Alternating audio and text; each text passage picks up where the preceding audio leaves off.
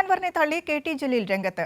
അൻവറിന്റെ രീതികളോട് യോജിക്കാനാവില്ലെന്നും അൻവർ ഉന്നയിച്ച പരാതികൾ അനുഭാവപൂർവ്വം അന്വേഷിക്കാമെന്ന് പറഞ്ഞിട്ടും അൻവർ വഴങ്ങിയില്ലെന്നും കെ.ടി. ജലീൽ. മുഖ്യമന്ത്രി സംഘപരിവാറിനെതിരെ ശക്തമായ നിലപാടെടുക്കുന്നയാളാണ്. മുഖ്യമന്ത്രിയെ സംഘപരിവാറിന്റെ ഏജന്റാക്കി ചിത്രീകരിക്കാനുള്ള ശ്രമം വിലപ്പോകില്ലെന്നും കെ.ടി. ജലീൽ പറഞ്ഞു. മലപ്പുറം ജില്ലയിലെ ചില പ്രശ്നങ്ങൾ ചൂണ്ടിക്കാണിക്കുകയാണ് ചെയ്തത്. ആ ചൂണ്ടിക്കാണിച്ച പ്രശ്നങ്ങളിൽ ചില വസ്തുതകളുണ്ട് എന്ന ബോധ്യത്തിൻ്റെ അടിസ്ഥാനത്തിലാണ് സംസ്ഥാന സർക്കാരും പാർട്ടിയും അവയെ സംബന്ധിച്ച് സമഗ്രമായി അന്വേഷിക്കാൻ ഒരു അന്വേഷണ സംവിധാനം ഉണ്ടാക്കുന്നത്. ആ അന്വേഷണ സംവിധാനം രൂപീകരിച്ച് അതിൻ്റെ നടപടിക്രമങ്ങളുമായി മുന്നോട്ട് പോയിക്കൊണ്ടിരിക്കുകയാണ്. ആ അന്വേഷണ റിപ്പോർട്ട് ഇതുവരെയും സമർപ്പിക്കപ്പെട്ടിട്ടില്ല. അത് സമർപ്പിച്ചാൽ മാത്രമേ എന്താണ് ഇതുമായി ബന്ധപ്പെട്ട പോലീസ് ഭാഷ്യം അല്ലെങ്കിൽ അന്വേഷണ കമ്മീഷൻ്റെ അഭിപ്രായം എന്ന് അറിയുകയുള്ളൂ. പി.വി. അൻവർ പുതിയ പാർട്ടി ഉണ്ടാക്കാൻ വേണ്ടി പോകുന്നു, അതിൽ നിങ്ങൾ ഉണ്ടാകുമോ എന്നൊക്കെയുള്ള ചോദ്യങ്ങൾ പല സ്ഥലത്തു നിന്നും പലരും ചോദിക്കുന്നുണ്ട്. ഒരു കാരണവശാലും പി.വി. അൻവറുമായിട്ടുള്ള സൗഹൃദം നിലനിൽക്കും. പക്ഷേ അദ്ദേഹത്തിൻ്റെ രാഷ്ട്രീയ വീക്ഷണങ്ങളോട്, അദ്ദേഹത്തിൻ്റെ രാഷ്ട്രീയ പാർട്ടി ഉണ്ടാക്കാൻ അദ്ദേഹം ഉദ്ദേശിക്കുന്നുണ്ടെങ്കിൽ അതിനോട് ശക്തമായി വിയോജിക്കും. നമ്മളുടെ രാജ്യത്ത് BJP വളരെ ശക്തിപ്പെട്ടു വരികയാണ്. BJPക്കെതിരായി ശക്തമായ നിലപാട് സ്വീകരിക്കുന്നതിൽ മുന്നിൽ നിൽക്കുന്നയാളാണ് കേരളത്തിൻ്റെ മുഖ്യമന്ത്രി ശ്രീ പിണറായി വിജയൻ.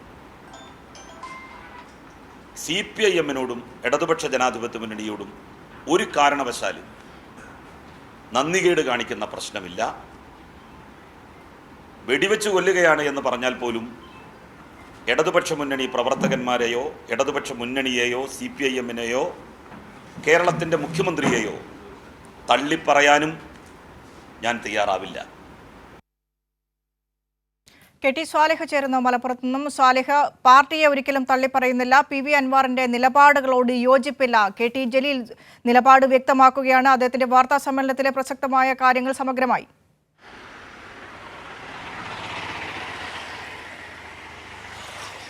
വിനിഷ, പ്രധാനമായി അദ്ദേഹം പറഞ്ഞത് പി.വി. അൻവറുമായി ബന്ധപ്പെട്ടുള്ള വിഷയങ്ങളിൽ മാധ്യമപ്രവർത്തകരുടെ ചോദ്യങ്ങൾക്കുള്ള മറുപടിയാണ്. ഇതിൽ ഓരോ കാര്യങ്ങളിലും അദ്ദേഹത്തിൻ്റെ യോജിപ്പുകളും വിയോജിപ്പുകളും അദ്ദേഹം എണ്ണി പറഞ്ഞു. മലപ്പുറത്ത് പോലീസുമായി ബന്ധപ്പെട്ട് മാത്രമാണ് അദ്ദേഹത്തിന് ചില പരാതികളുള്ളത്. അത് അൻവർ പറഞ്ഞതിനോട് യോജിക്കുന്നുണ്ട്. ഇക്കാര്യത്തിൽ മുഖ്യമന്ത്രിയോട് പരാതി പറഞ്ഞിട്ടുണ്ട്. പാർട്ടിയും മുഖ്യമന്ത്രിയും അത് കൃത്യമായി പരിഗണിച്ചിട്ടുണ്ട്. അതിൽ നടപടിയുണ്ടാകുമെന്ന് ഉറപ്പുണ്ട്.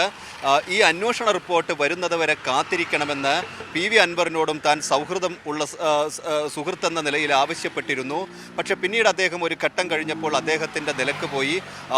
താൻ കാത്തിരിക്കുകയാണ്. അതിൽ അനുകൂലമായ നടപടി ഉണ്ടാവുമെന്ന ഉറപ്പ് ഉണ്ട്, വിശ്വാസമുണ്ട്. മുഖ്യമന്ത്രിയെയും അതുപോലെ CPIM-നെയും സംഘി ചാപ്പകുത്തുന്നത് സംഘപരിവാറിന് വേണ്ടി തന്നെയാണ്. രാജ്യത്ത് തന്നെ സംഘപരിവാറിനെ എതിർക്കുന്ന പ്രധാന ശക്തി CPIM-ആണ്. അതിനെ സംഘപരിവാറിൻ്റെ നിഴൽ അതിന് മുകളിലേക്ക് കൊണ്ടുവരുന്നത് പിന്നീട് ആരെ മുൻനിർത്തിയാണ് ഈ സംഘപരിവാറിനെ നേരിടുക, ഫാസിസ്റ്റ് വിരുദ്ധ പോരാട്ടം പിന്നെ ആരെ മുൻനിർത്തിയാണ് നടത്താൻ ഉദ്ദേശിക്കുന്നത് എന്ന് കെ.ടി. ജലീൽ ചോദിക്കുന്നുണ്ട്.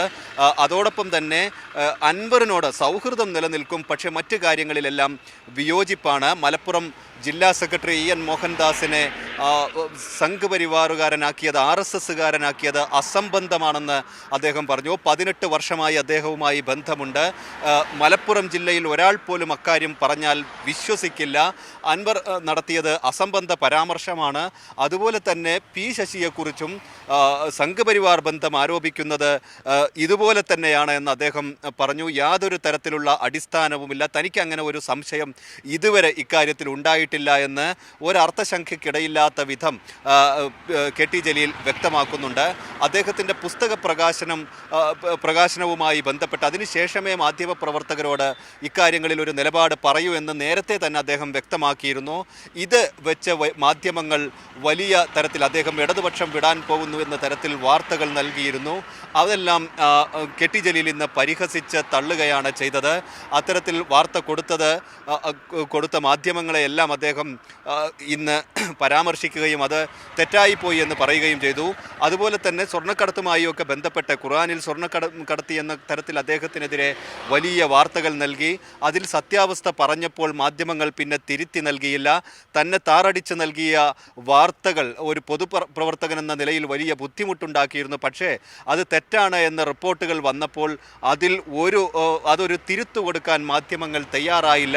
ഇക്കാര്യത്തിലെ വിമർശനവും അദ്ദേഹം ഇന്നത്തെ വാർത്താ സമ്മേളനത്തിൽ ഉന്നയിക്കുകയുണ്ടായി. ഇതുപോലെ മറ്റു ചില വിഷയങ്ങൾ ഈ സർക്കാരുമായി ബന്ധപ്പെട്ടുണ്ടായ ഈ രാഷ്ട്രീയ സാഹചര്യത്തിലുണ്ടായ കാര്യങ്ങളെല്ലാം അദ്ദേഹം പറഞ്ഞു. ഒരു തരത്തിലും അദ്ദേഹം ഇടതുപക്ഷ വിടുന്നതിനെക്കുറിച്ച് ആലോചിച്ചിട്ട് പോലുമില്ല. മുസ്ലിം ലീഗിൽ നിന്ന് വിട്ടുപോകുന്നത് തനിക്ക് ഇഷ്ടമില്ലാതെയാണ്. പക്ഷേ 2006 അദ്ദേഹം മത്സരിച്ചത് കുറ്റിപ്പുറത്താണ്. ഇത് അധികാരമോഹത്തോടെ മത്സരിക്കാൻ വന്നതല്ല. അധികാരമോഹമുണ്ടെങ്കിൽ അന്ന് ആരും കുറ്റിപ്പുറത്ത് മത്സരിക്കുകയില്ല. പക്ഷേ ഈ പാർട്ടിയുടെ പിന്തുണയിൽ അദ്ദേഹം ജയിച്ചു. 20 വർഷമാവാൻ പോവുകയാണ്. അതിനിടയിൽ മന്ത്രിയായിരുന്നു. ഇത്ര വലിയ പിന്തുണ നൽകിയ ഒരു പാർട്ടിയെ തള്ളിപ്പറയില്ല. മാത്രമല്ല അങ്ങനെ തള്ളിപ്പറയുന്നത് രാഷ്ട്രീയമായി ശരിയല്ല എന്നും കൂടിയാണ്. ഒരു വ്യക്തിപരമായ കാര്യം എന്ന നിലയിലല്ല, അതൊരു രാഷ്ട്രീയപരമായി അത് സംഘപരിവാറിന് ഗുണമുണ്ടാക്കുന്ന കാര്യമാണ്. ഫാസിസ്റ്റ് വിരുദ്ധ പോരാട്ടത്തിന് തുരങ്കം വയ്ക്കുന്ന പണിയാവും അത് താൻ ചെയ്യില്ല എന്ന് കെ ടി ജലീൽ ഇന്ന് വ്യക്തമാക്കുകയാണ് ചെയ്തത്. വിനിഷ. ശരി, കെ ടി സ്വാലിഹ് നൽകുകയായിരുന്നു വിശദാംശങ്ങൾ.